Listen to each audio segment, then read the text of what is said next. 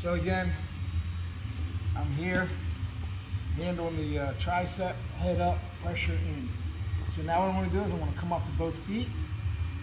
I want to take this knee. I want to keep my arm here so he can't just reach out and grab my leg. And I'm coming around. I'm turning his head slightly, looking up, grabbing his hip, turning, and you see how I'm parallel with him. I'm not leaning over him, but I got my hip pressure. I'm literally just pushing my hip into his hip, and it really feels uncomfortable for him. Both hands go behind the elbows.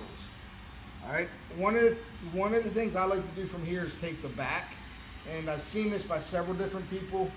Joe Selecki was the last one that showed us, and he really showed some good details with it. But what I like to do from here is I like to go one-on-one here, and I'm going to pull his hand in. As I pull his hand in, it flares his elbow up. So now I can take this outside knee and just turn and drive it as deep as I can. It really gives me a good pocket here to get my knee, because I'm coming in,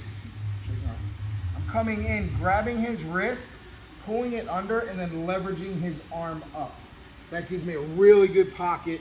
I've seen it where people like to drive this knee in and then switch knees, but I just feel that to be a little more efficient, I like opening this arm up and driving this knee in. Once I get here, with my knee as deep as I can get it, I will now take my hand off, and now I'll go to the seatbelt grip. As you can see, Corbin's feet are underneath his butt.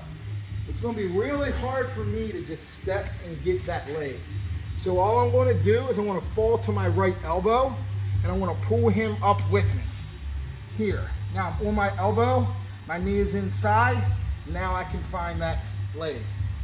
Now I'm going to pull, slide down to his ankle, pull it out, fall to my shoulder, kick my bottom leg through, and hook.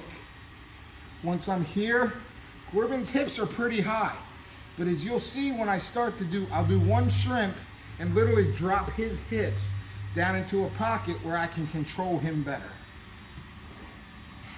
Drops him down, this foot goes over the hip, and now I just lock him in here. My seatbelt grip, my arm over the shoulder is on the bottom, and I do a reverse gable grip. Instead of gable gripping like this, I go on the back of my hand, wrap my own fingers around my hand, and then I turn my wrist down and in to make it super tight here. And this is a very good back take. There's several things we can do from here, but if I need to get my points, I can always just throw my leg over, get my points, come back, kick through, and now I'm super tight.